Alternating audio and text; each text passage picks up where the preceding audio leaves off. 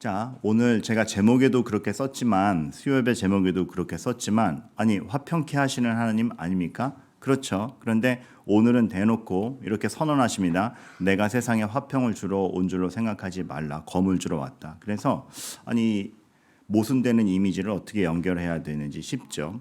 자, 근데 우선 관계가 있고 하나님께서 주님께서 지금 분명히 하시는 것이 있습니다. 주님은 분명히 화평을 위해 오셨습니다.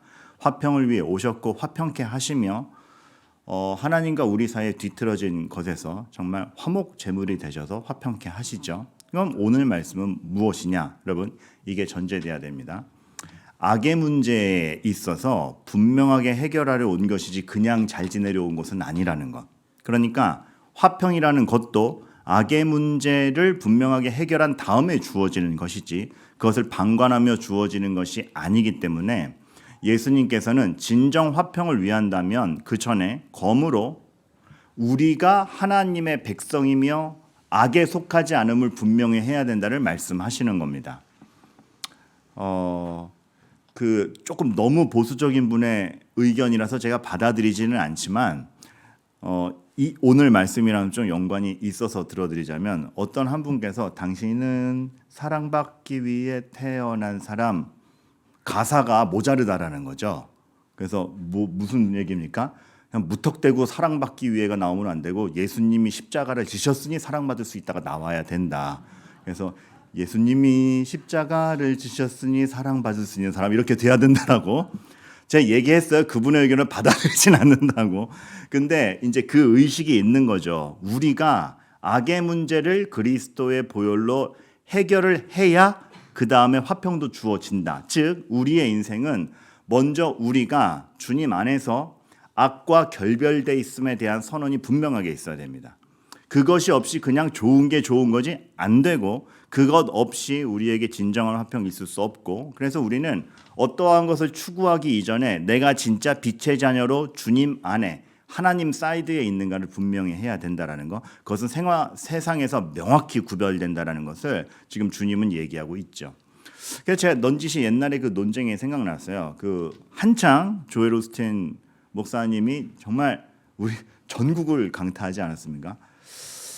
온 세계를 강타했죠. 사실 그 한창 전성기 때 방문하러 오는 사람만 한 주에 3-4천 명이었으니까 그러니까 등록교인 말고 방문하러 오는 사람만 뭐 한 주에 4천 명씩 매주 그런 방문자 신청이 있었다고 하니까 되게 굉장히 전성기를 구가했던 목사님입니다.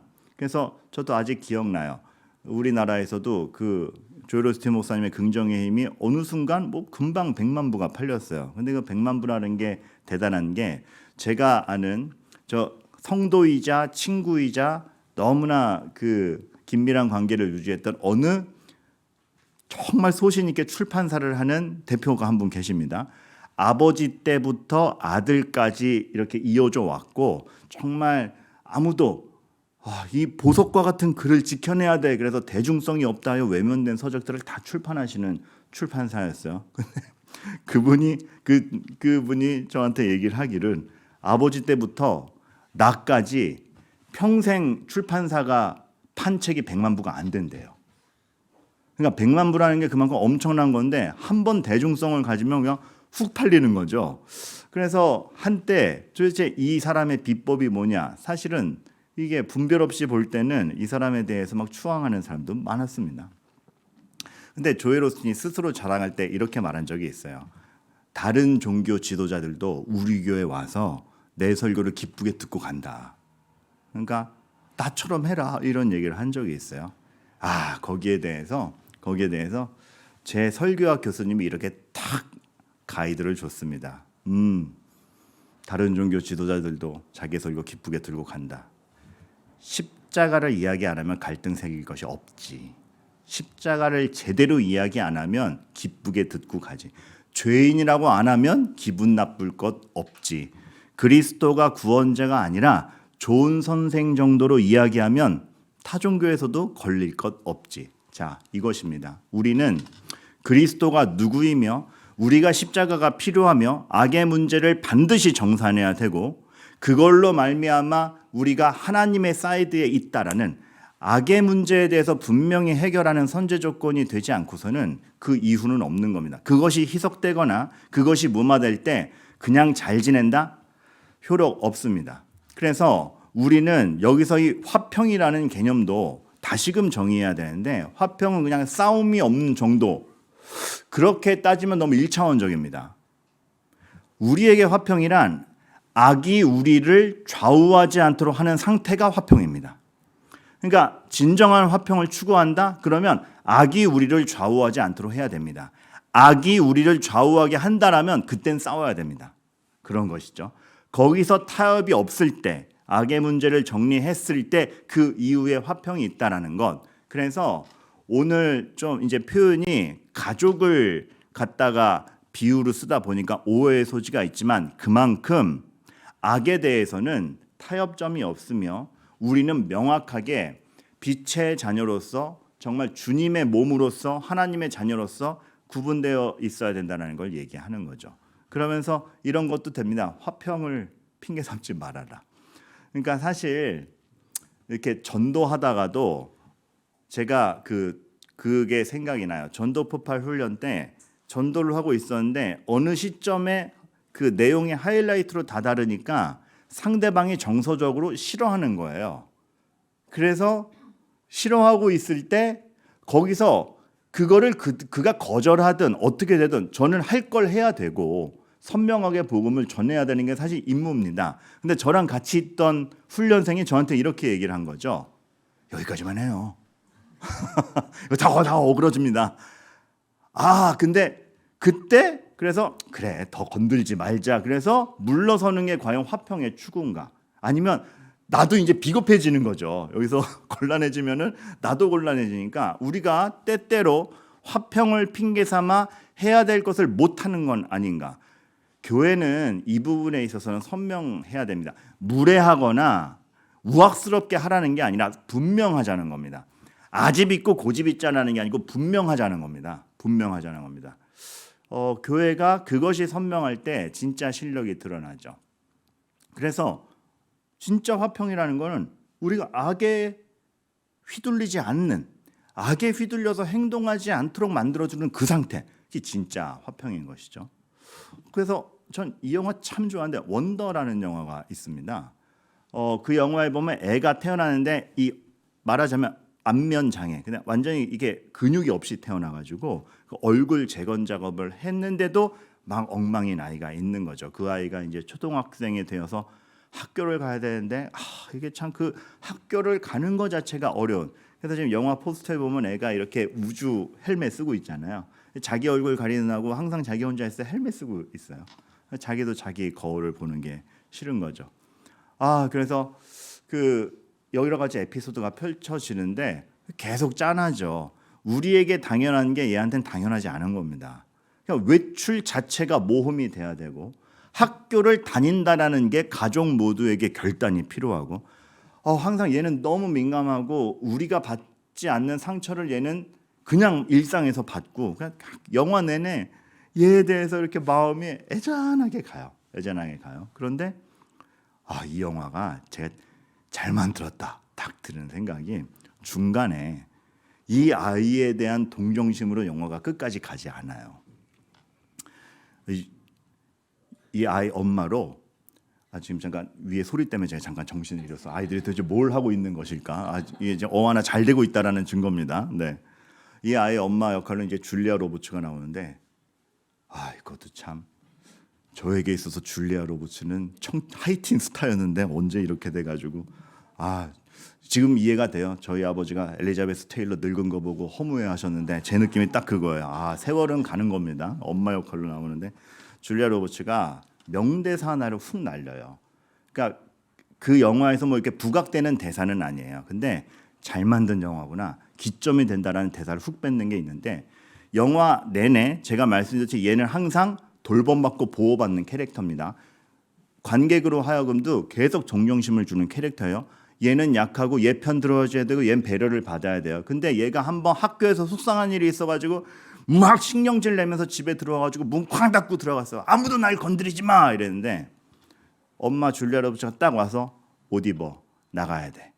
얘기하는 겁니다. 왜냐하면 정확히 지금 영화를 다시 봐야 되는데 뭔가 장례가 났을 거예요. 그래서 다른 사람을 위로하러 온 가족이 나가야 되는 상황이었습니다. 이름이 어기거든. 어기 옷 입어. 우리 나가야 돼. 난 지금 나갈 기분 아니란 말이야. 우리 지금 어디 위로하러 가야 돼. 옷 입어. 난 지금 누구를 위로할 기분이 아니란 말이야. 그때까지만 해도 제가 상처가 얼마나 깊으면 그럴까. 근데 거기서 줄리아 로버츠가 물러서지 않고 냉정하게 이렇게 얘기해요. 어기, 세상은 너 중심으로 돌아가지 않아. 위로할 땐 위로할 줄 알아야 돼. 그렇게 안 되면 안 돼. 이게 싹 들어오는데 이 영화가 그냥 동정심에서 만들어진 영화가 아니구나. 이 영화 내내 이 아이가 보호받아야 될 대상이기도 하지만 더 큰 그림에선 보호받아야 된다고 이 아이의 태도가 나쁜 곳이나 악으로 가는 걸 방치하지 않습니다. 단호하게 끊어냅니다. 해야 할 것을, 그러니까 더 나은 사람으로서 더 선을 행하지 못하고 악으로 가거나 땡깡으로 가는 것 단호하게 쳐냅니다. 악의 문제를 해결하지 않고 그냥 좋은 게 좋은 거지라는 화평, 거짓 화평이고, 하나님께서 우리에게 주시는 가이드도 그거랑 비슷합니다. 나는 너희를 보호하러 왔지만 악의 문제를 해결한 다음에 보호다. 사실은 악으로부터의 보호이기 때문에 그거를 끊어낸 게 맞다. 이거에 가는 거죠. 그래서 종종 우리는 하나님의 우리를 다루시는 방식이 사랑이기도 하지만 단호할 때가 있어서 섭섭한데 그 말씀 하시는 거나 다름없어요. 민근, 세상은 너 중심으로 돌아가지 않아. 네가 봐야 할 하나님의 뜻과 거룩한 삶이라는 게 있어 딱 보여주시는 것이죠. 그래서 이제 그러한 가운데 이 말이 나오는 겁니다. 내가 온 것은 사람이 가족과도 갈등하게 한다. 이거 이제 다행이에요. 추석이 끝난 다음에 이 본문이 와서 그 전에 했으면 되게 부담되는 말이거든요. 근데 사람의 원수가 자기 집안 식구니라. 이거 여러분 오해하지 마시고 이거는 뭐 믿음을 위해서 가족도 등져도 된다. 절대 아닙니다. 주님께서 말씀하시는 거는 가족하고도 믿음을 가지면 그거에 대해서 동의하지 않는 사람이 생길 정도로 우리가 믿음 생활을 하는 건 그만큼 세상에 호응이 없는 일이다라는 겁니다. 그러니까 우리가 믿으면 잘 되겠지 내지는 내가 이렇게 하면은 호응이 있겠지 결코 아니고 그만큼 호응이 없는 일이고 그만큼 세상의 가치와 믿음이 퍼내는 가치는 다르고 그래서 그거를 납득시켜 간다는 건 여간 어려운 것이 아닌데 그 가운데에서 자기 십자가를 지고 주님을 더 의지할 때 주님은 분명히 결과를 주신다까지 산정하면서 주시는 말씀인 거죠. 그리고 그거를 특별히 가정이라는 컨텍스트 안에서 말씀을 주신 것은 이게 그렇지 않습니까? 가정 뭡니까? 가장 내가 당연시 여기는 그룹 아닙니까? 사실 나에게 있어서 가장 자연스러운 그룹 아닙니까? 그리고 어떻게 보면 내 가치가 가장 만들어진 그룹이 가정입니다. 그런데 주님께 속하면 그 가정과도 멀어질 수 있다는 건 그만큼 다르다라는 것이죠. 세상이 만들어내는 것이 아니라 하늘이 만들어내는 것은 그만큼 다르다. 너희가 가는 길은 지금 그만큼 다른 길이고 세상이 만들어줄 수도 없는 것이고 세상과 다른 것이다. 그거 알고 쫓아와라. 이게 주님이 거대한 초청을 하시는 겁니다. 다시 말하지만 가정과 등 돌려도 된다가 아니라 그만큼 다른 길을 가고 있는 것이란데 호응이 없어도 영광은 분명히 있으며 인정받지 못하더라도 걸어가야 될 길이며 먼저 우리가 그 주님께 속했는지 정체성을 분명히 해야 되는 일이다라고 말씀하시는 거예요. 사실 이게 표현이 지금 뭐 누구와 누구는 불화하다 이렇게 나와 있으니까 표현이 과격해서 인지를 못하실지 모르겠지만 이 말씀은 구약에도 한 번 나왔어요. 똑같은 취지로 이 말씀이 나왔어요. 그 표현이 뭐게요? 하나님이 아브라함을 처음 부르실 때 창세기 12장 1절에서 너는 너의 고향 친척 아비집을 떠납니다. 고향을 등지라가 아니라 여지껏 이 땅에서 너의 정서와 너의 문화로 만들어진 것과 전혀 다른 내가 만들어내는 나라로 너는 간다인 것이죠. 그러니까 나그네가 되어라. 이거는 떠돌이가 되어라, 다 인연을 끊어라가 아니라 그만큼 세상이 만들지 못했던 그 네가 당연하다고 생각했던 거와 전혀 다른 하나님의 가치로 간다라는 겁니다. 그래서 사실 저는 요즘에 그 레위기랑 신명기 읽는 게 너무 재밌는데요. 그 율법들이 가만 보니까 우리가 원래 당연시 여기던 것들 이상의 것들을 계속 요구해요.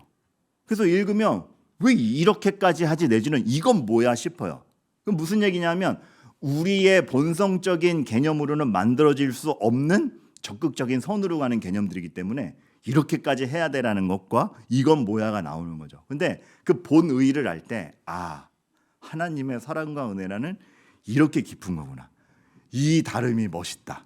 정말 이거를 가장 우선시 놓을 수 있겠다. 무엇보다도 이 개념이 계속 생기는 거죠. 그래서 오늘 아브라함에게도 이 명령을 통하여 오늘 그 이제 정말 자기와 함께 가는 제자들을 향해서 또 하나님의 백성들을 향해서 주님이 가르치시는 것은 이 말씀을 통해서 너희가 이제껏 당연하다고 생각했던 모든 것들과 전혀 다른 하나님의 원리와 법칙과 이해관계가 아니고 은혜관계 아래서 하나님 앞에 죄인이고 원수였던 너희가 하나님의 자녀로 하나님과는 자녀가 되지만 이제 세상과는 원수가 돼서 갈 텐데 그렇게 뒤집을 준비가 되었느냐 물으시는 거죠. 그래서 사실 삭개오만 봐도 그에게 당연한 것은 무엇이었습니까? 매몰차더라도 세금을 징수해서 본인이 부자 되는 게 당연한 거였습니다. 근데 주님을 만나면서 확 뒤집잖아요. 이거 재물이 날 책임지지 않는다. 재물 없어도 된다. 오히려 이걸로 말미암아 내가 죄 지은 것을 회개해야 된다. 구약의 율법대로 주님 4배로 갚아가겠습니다. 이렇게 하지 않습니까? 그 정말 단지 가치의 변화가 아니라 하나님의 사람이 되어서 토대가 달라지는 하늘이 토대가 된 사람의 그 행동은 이렇게까지 구별이 되는 거죠. 예전 사역지에서 그 교회가 이제 말하자면은 교회가 원래 있던 자리가 개발로 밀려서 보상금을 받고 나와야 되는 시점에 있었습니다. 그러다 보니까 이제 그 공사에서 그 건물 값어치가 얼마인지 그 보상값이 얼마인지 매기러 나오는 사람들이 있어요. 근데 그때 그 주변에 모든 건물들에 하나 이게 원칙이 있었습니다. 으름장을 놓아야 된다. 그러니까 이게 가격 매기러 올 땐 그게 그 세 보이는 게 너무 중요하대요. 그래서 이렇게 오면은 오늘 안 되니까 다음에 오세요. 일단 한번 거절. 그래서 만만치 않음을 보여줘야 되는 거죠. 두 번째 오면은 왜 이 시간에 오는 겁니까? 진짜 저희 준비된 다음에 오세요. 한 2번 정도 거절한 다음에 세 번째에 깐깐하게 세게 보이면서 내가 이 건물을 어떻게 짓고 이게 뭔지 막 곳곳에 돌아다니면서 해야 되고 보상가를 내놨을 때 또 한 번 거절. 못 받아들입니다. 이 정도는 안 됩니다. 이렇게 해야 제 값을 받는다라고 이제 으름장을 놓아야 된다. 그리고 막 그런 얘기들이 돌았대요. 으름장을 놓으니까 진짜 생각보다 좀 더 받았습니다. 내지막 막 그런 얘기가 돌 때에 저랑 저를 가르치셨던 목사님도 이제 해야 되는 거예요. 근데 사람들은 으름장을 놓고 이겨야 내가 이득이 된다는 게 당연한 거지만 이 목사님은 그러한 이해관계와 으름장에 휘둘리기 싫은 거예요. 그 사람들의 수고와 하나님이 인정하라 한 권위와 그냥 법대로 하면 되지 않겠는가. 으름장을 놓는 게 아니라 이렇게 탁 이게 하러 오셨을 때 과일을 깎아서 탁 드시고 하십시오. 그러니까 그분들도 오시자마자 뇌물인 줄 알고 안 먹었대요. 그래서 안 먹고 안 먹습니다 그래가지고 딱 이 말씀하셨대요. 저희는 여러분들이 처음 매기는 보상가대로 한 번에 오케이 합니다. 그만큼 당신들을 존중하며 당신들의 판단이 맞다고 하며 아무런 항의도 하지 않을 거고 당신들이 적어주는 대로 받아들인 저희는 그렇게 살아가는 사람들입니다. 교회란 으름장을 놓지 않습니다. 그러니 뇌물 아니니 정말 여러분들이 힘있게 일하셨으면 좋겠어서 깎아놓은 과일이니 드시고 하십시오. 근데 그분들이 드시고 그 말에 감동을 먹었는지 왜냐하면 어디 가서 선대받은 적이 없으니까 감동을 받았는지 나중에 얘기 들었는데 그렇게 정성스럽게 보상가를 매기고 그렇게까지 밖에 계집을 지어놓은 게 있었는데 계집까지도 이렇게 가격 체크를 해가지고 이 어떻게든 보상해 주려고. 그래서 정말 그 이제 결과도 중요하지만 결과 때문에 이게 은혜 있는 건 아니에요. 근데 궁금해하실까봐 그래서 생각 이상의 오히려 값어치를 받아냈어요. 그런데 그렇게 살 수 있는가? 그렇게 살 수 있는가? 우리가 하나님의 법칙이 나에게 최우선이다라는 건 하나님이 세상을 운영하는 방식과 응답 주시는 것도 내가 인정하겠다라는 각오까지 가는 겁니다. 그러니까 하나님의 뜻대로 순종했더니 잘 됐더라가 결론이 아니라 어떠한 결론도 하나님이 운영하시는 방식에 대해서 내가 순종한다까지 가는 게 자기 십자가를 지고 간다입니다. 그러니까 우리가 오해하지 말아야 될 건 이만큼 순종했으니 이만큼 내어놓으세요는 아닌 거죠. 하나님께서 운영하시는 걸 신뢰하고 믿기에 내 생각은 하나님의 생각과 다르니 하나님의 생각대로 하옵소서까지 간 사람의 태도가 하나님의 가치를 가장 우선시하는 겁니다. 그래서 그럴 수 있을 때 그게 최우선이기 때문에 가족보다도 하나님과의 관계를 중요시 여긴다라는 논리인 거예요. 예를 들면 엘리야가 누구랑 싸웠죠? 바알 선지자랑 몇백 대 1로 붙었는데 이기잖아요. 그거 이기고 봤지? 하나님 진짜 계시지? 하나님이 진짜 유일한 신인 거 맞지? 하고 그게 증명이 되니까 승리에 도취해가지고 이제 이 바알 신을 섬기던 그리고 이 선지자들을 내세우고 참 선지자들을 몰아냈던 아합과 이세벨 왕가는 이 하나님 앞에 굴복할 것이다. 그래서 선지자들 이긴 다음에 나오는 말씀이 이거잖아요. 여호와의 능력이 엘리야에게 임하매 그가 허리를 동이고 이스라엘로 들어가는 곳자 아합 앞에서 달려갔더라. 곧장 왕궁으로 뛰어들어갑니다. 그래서 딱 봤느냐 하나님이 계신 걸. 근데 여러분 열왕기상 18장 19장 읽으면 뭐라고 그래요? 19장 읽으면 당황스럽죠. 이러고 딱 아합에 갔더니 아합이 그걸 이세벨에게 일르죠. 야, 저 엘리야 왔는데 제가 우리 바알 선지 다 죽였대. 이러니까 이세벨이 정말 용서하여 주시옵소서 안 하는 한 게 아니고 어떻게 했다? 그래요? 제 엘리야 죽여버려요. 이렇게 해가지고 엘리야가 가자마자 정말 정신없이 도망가지 않습니까? 기력이 빠질 때까지 도망가지 않습니까? 그리고 도망가서 나중에 그 로뎀나무 밑에서 엘리야가 하는 말이 뭐예요? 죽여주소서. 나 뭐 이러려면 왜 해요? 죽여주소서. 이거 너무 제가 의역했습니다. 근데 나중에 열왕기상 19장 4절을 읽으면 점잖게 써져 있어서 그렇지 뉘앙스가 거의 그래요. 이렇게 할 거면 더 못하겠는데요? 죽여주소서. 그러니까 자기랑 기대한 결론이 너무 다르다고요. 근데 그것까지도 하나님이 일하시는 줄 믿고 갈 수 있느냐. 그래서 그 엘리야를 먹이시고 자기 길을 보여주시는데 자 그래서 19장이 멋있죠. 지진, 불, 바람, 우악 하나님이 그 지진, 불, 바람 다 동원해서 세상을 멸하려면 멸할 수 있는 신인 걸 보여주죠. 근데 거기서 딱 뭐라고 나옵니까? 그 지진 중에 그 불 중에 그 바람 중에 하나님이 안 계시더라. 엘리야야 네가 생각할 때 인간적 개념에서는 딱 가면 딱 하고 이겨야 통쾌하지 내가 일하는 방식은 그것만 있는 게 아니고 난 항상 그렇게 파워의 하나님이 아니야. 역사를 운영해가며 구원해가며 너희들을 악으로부터 빼는 게 중요한 하나님이라를 보여주시죠. 그러면서 지진, 불, 바람 다 지나가고 어디서 나타나셨다? 세미한 음성. 아무 힘없는 것 같은 세미한 음성. 목사님 저는 왜 이렇게 화끈한 일이 없을까요? 세미한 음성. 그날 세미한 음성 속에서 역사하시는. 그러니까 우리는 우리 프로세스와 우리 논리와 우리의 당연함 속에서는 늘 우리가 산정해 놓은 해피엔딩과 승리라는 공식이 있어요. 아니라고요. 그것 자체를 뒤집어 보시면서 본인이 할 일을 하시는 것이 하나님입니다.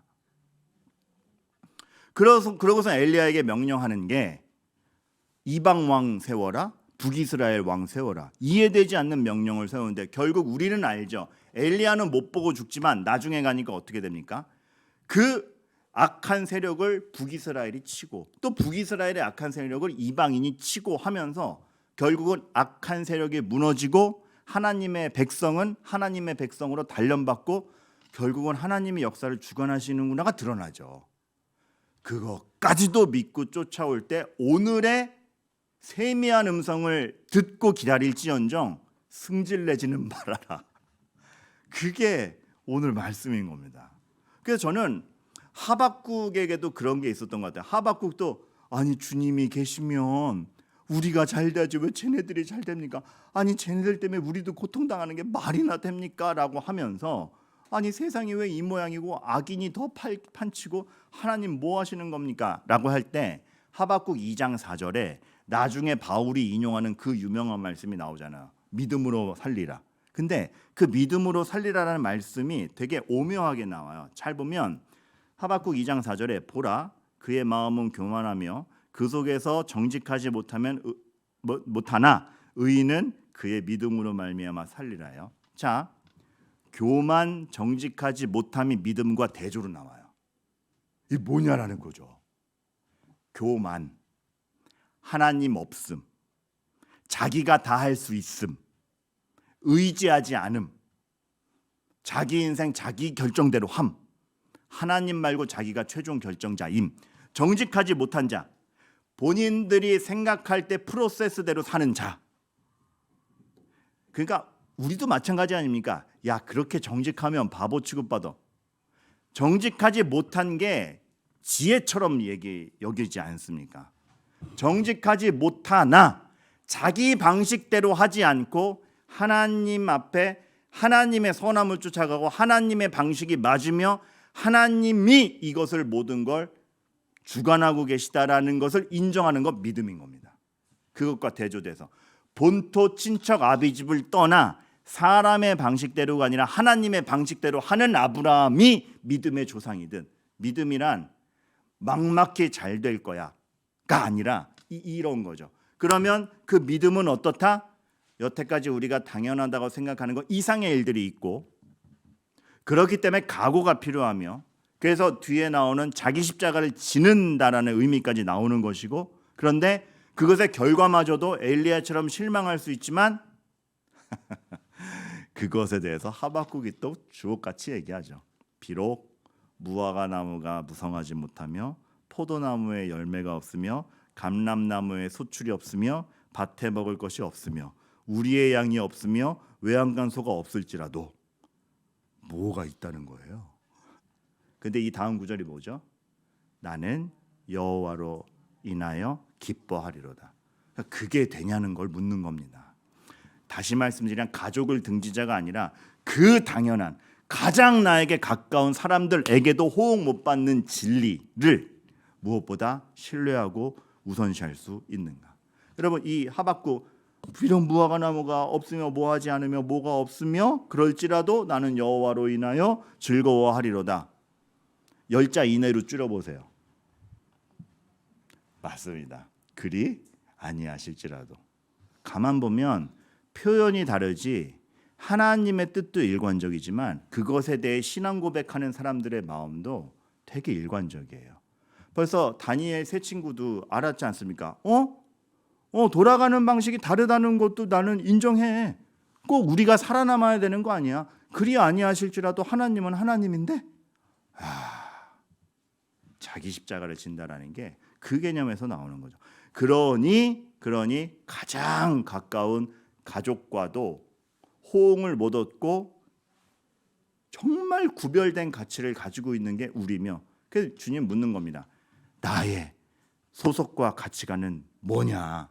그건 세상이 만들어주지 않고 하나님만이 주실 수 있는 것이고 주님께서 십자가를 지신 다음에 악의 문제가 청산된 다음에나 가능한 것인데 그거 쫓아오고 있는가? 이제 그렇게 나오는 거죠. 그러니까 오늘의 말씀이 가족을 등진다 아닌 거 아시겠죠? 그리고 한편으로는 이런 뜻도 돼요. 그 하나님을 우선시했을 때 이 아버지나 어머니도 진짜 보호되는 겁니다. 그렇잖아요. 정말 이분이 하나님이라면. 자, 우리는 이제 다음 주 새벽기도 지나고 그 다음 주에 그럼 여기서 자기 십자가를 지고 쫓아가는 거, 자기 목숨을 얻고자 하는 일은 이르나 잃은 자는 얻으리라는 무엇이며 작은 소자 하나에게 물 떠준다는 것은 무엇이냐, 이것들을 또 보아갈 겁니다. 여기에 또 풍성함이 있는 거죠. 그게 단지 그러니까 죄송한 말씀이냐 그 말을 폄하하는 게 아니고 이 말이 그냥 이순신은 아닌 겁니다. 살고자 하면 죽을 것이요 죽고자 하면 살 것이다. 나의 죽음을 아무에게도 알리지 말라가는 아닌 거예요. 되게 그것도 명언인데 사실 저희 실력으로는 그런 말도 못하지 않습니까? 근데 그렇게 전력으로 매달려라가 아니라 여기가 가지고 있는 행간은 훨씬 큰 거죠. 그리고 거기서 자선 행위를 하라 정도가 아니고 무엇을 바라보며 그 가치를 실현하고 있는가를 보는 건데, 그런 차원에서 마태복음 10장과 앞으로 이어지는 말씀들은 주옥같이 이어질 겁니다. 그 진리를 보아 나가시고 그 진리를 선명히 하시고 여러분의 소속과 가치가 다르다라는 걸 알고 실망치 마시고 하나님이 주관하고 계신다는 걸 믿으시고 방법과 결과까지도 신뢰하시며 정말 하나님 앞에서 나아가시는 저와 여러분들 되기를 간절히 바라는 것이죠. 용기 내시기 바라겠습니다. 이게 이제 너무 결단의 촉구와 마음대로 안 될 거 이렇게 얘기한 것 같은 하나 위로의 말씀드리자면, 세미한 음성 매일매일 있잖아요. 매일매일 있을 거예요. 거기서 하나님이 역사하십니다.